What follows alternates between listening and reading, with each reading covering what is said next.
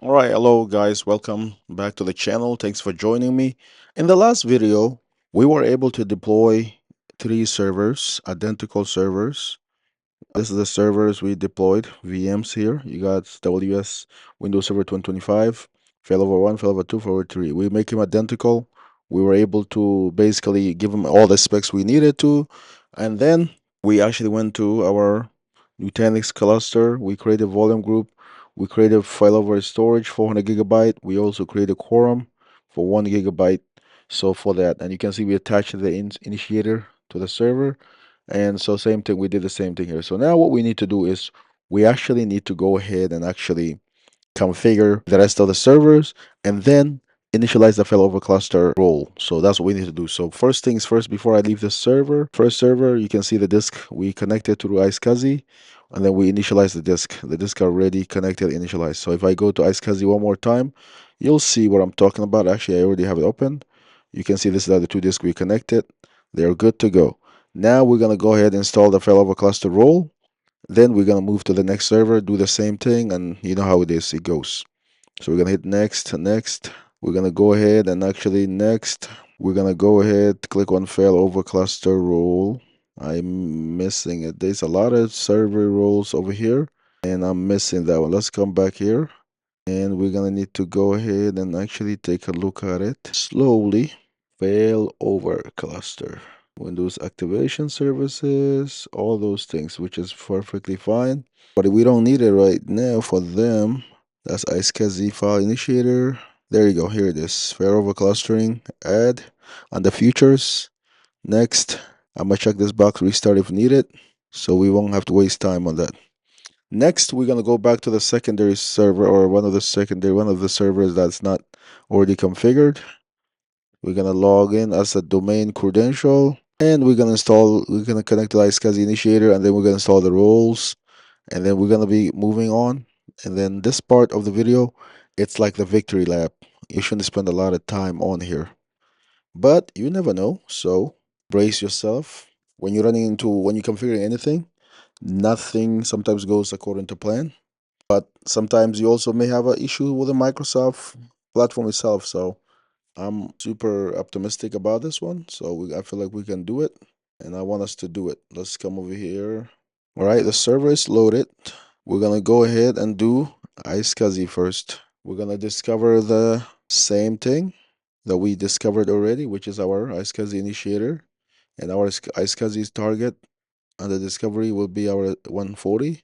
So we're gonna put it on our discovery IP. Now the targets, we're just gonna connect. We're not gonna initialize it on this server. We already initialized on the first server.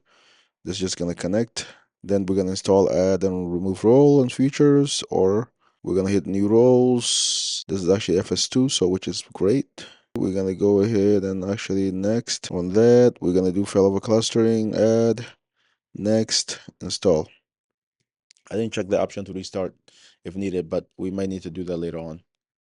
So let me get out of here, get out of here. And then this one, I think is the same server I'm in already. Let me see if it's the same server. What is the server name for this one? Hold on.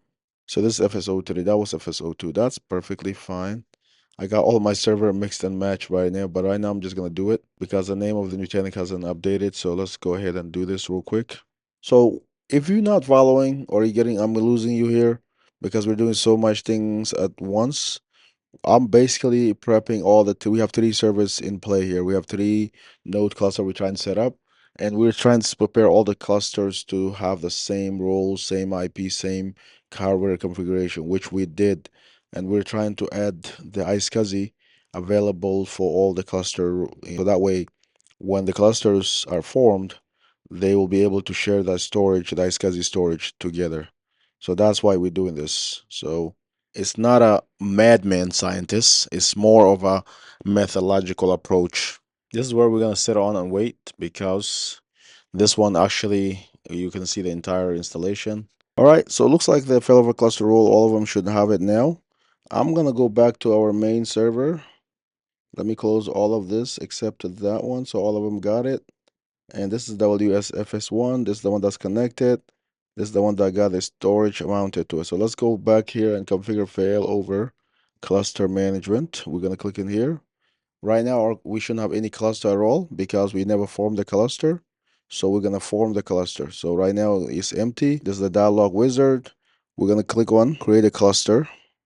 So the cluster IP, we're gonna give it to 35. That's gonna be the IP of the cluster. We're gonna give a little gap. So we're gonna click on create a cluster. We're gonna click on next. Now we're gonna add all the IPs or the server name of the cluster. So itky-fs01. We're gonna just add, it should find the server, itky-fs02, itky-fs03. That's it. Hit next. It says here, validation warning for one or more servers selected in the cluster reports the configuration validation task appears to be missing or incomplete. So what is going on here? It says here, warning. Also, we need to actually validate the cluster. This is for support. So this is a normal process. We're gonna hit validate, run the validation. Next. So it wants to make sure that all the tests are run and is complete. So let's do this. It says the Microsoft supported cluster configuration, blah blah, and then hardware configuration certified by for Windows Server 2025. Okay, hit inventory. It's gonna check all these features, and if it has any problem, it will let us know. But usually this is not something that's gonna stop us anyway.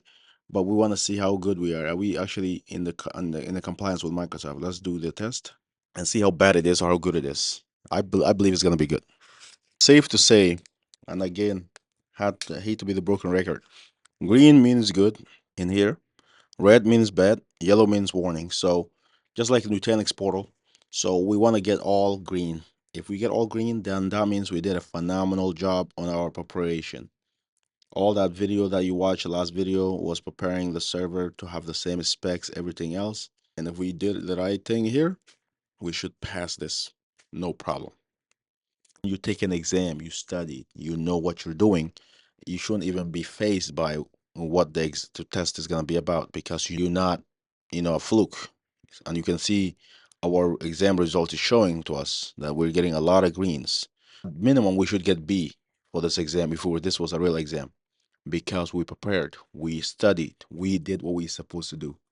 Obviously, I'm just making comparison, but in the sense of the cluster, we did our heavy lifting in the beginning. And that's why when you're doing anything infrastructure wise, the prep work is more important than the configuration. The configuration is nothing, but the prep work, whether the environment is compatible to support this, whether you have the security measure in place, whether it's safe to install the server, whether it's the data migration is going to be good.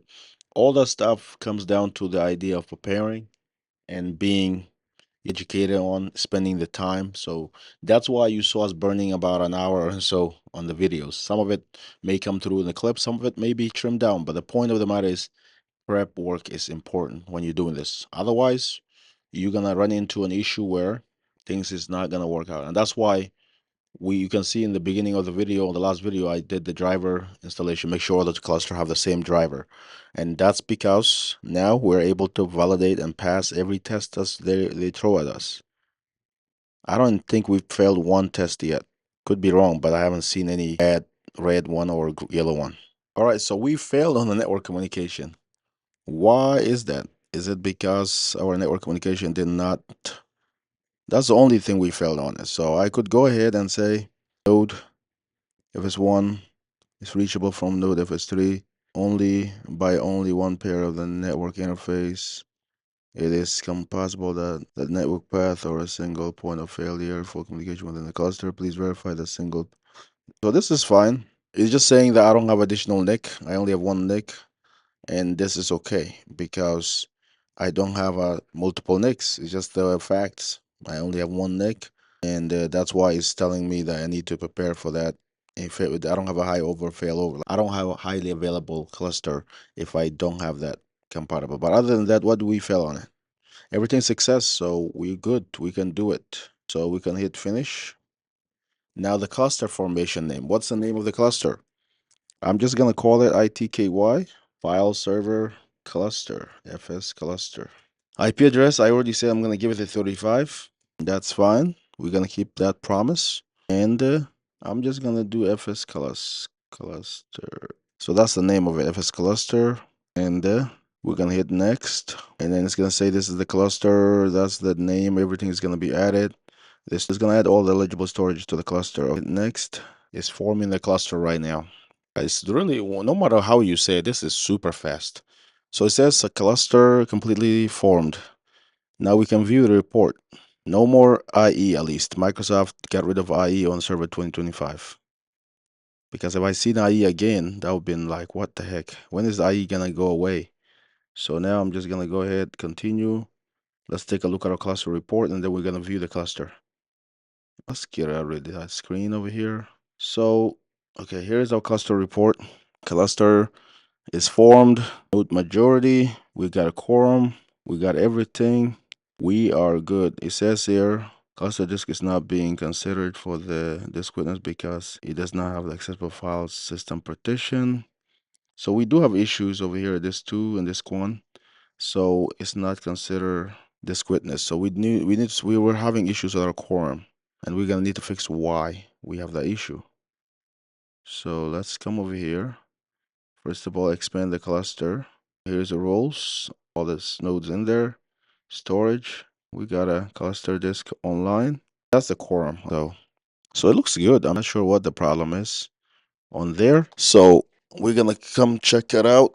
All right, yeah. So as far as I'm concerned, our cluster is done. Network, I didn't like the network because of that. So that is perfectly fine. It's running actually a user manager group. So let's come over here. We can create we have the nodes and everything. So if I go ahead and actually, to show you an idea, if I shut down one of them, I'm gonna go ahead to the VM. I'm gonna restart one of the VMs. So let me just restart one. If I restart this, or not that one, because that one is actually what we use right now. So let's go to VM. We're gonna restart 3. If I restart 3 and then see what happened, you're gonna see what happened to the cluster. So let's just do, where is the quick reboot over here? I'm gonna click on here, the power button, and hit actually guess reboot. Boom. So let's watch the cluster while this is doing it. So you can see, just keep watching. FS3 should go down, and we should technically still have all the other resources available and running. Technically. Unless the restart did not initiate successfully, which is possible sometimes. Did not reboot this one. Or it rebooted so fast that none of us could see it. Let me go ahead, log in, and then we'll reboot it that way. Reboot, shutdown, .r.t. Because I'm not an admin. Damn it. Let me run as an admin because command prompt thinks I need to be an admin. Command prompt. You are not right. Let's do the terminal admin. Paste that in, or type it in real quick. Shut down. We're gonna reboot. So it's rebooting right now. So let's try to go back to the, so you can see it's dead down. That's what it's supposed to do.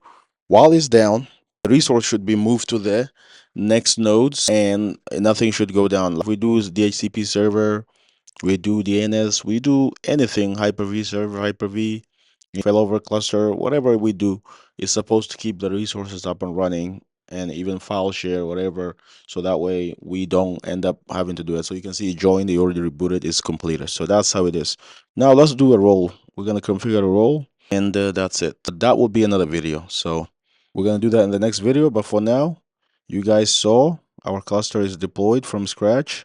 And this is how you can go ahead deploy 3-node failover cluster using Server 2025. You can see Server 2025 has something called sites. You can actually mess with it. You can even RDP in directly to the server over here. If I click on the remote desktop, it should let me RDP into the server. Assuming that I've supplied my credentials correctly, I should be able to take a look at the other nodes and whatnot. Makes life a lot easier to be an IT admin. It's almost like Microsoft figured out their stuff and now we're benefiting from it. So that's it. Well, let me go back and log back in here because that logged me out because I was RDPing into the same node I was already in, which we can do that because that's going to time out the next other one you have. It says because, how about this one? If you RDP into this one, FS2, same thing. That's better because you can RDP into the same machine. So that's what we're doing. I'm just showing you some of the features we can get better, better. And same thing, if you were trying to do something in here, you want to manage the failover cluster manager under here on the different server, you can. The whole purpose of it is to get the resources all spread out. And so that way every server can become a hero.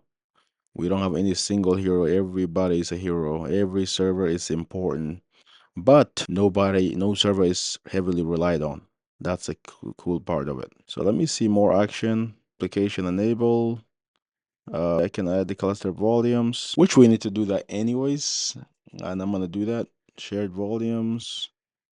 I click on that. Disk name, FS. Let's make sure that's not my quorum. That's my quorum.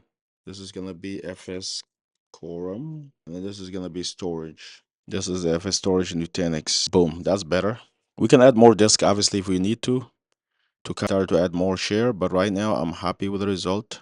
Result has been amazing. We can create even virtual machine, but I'm gonna configure a role on the next video. We're gonna do a lot more things, and so that's it. I'll see you guys next video. Take care. Subscribe if you haven't already, and see you next video. Bye bye.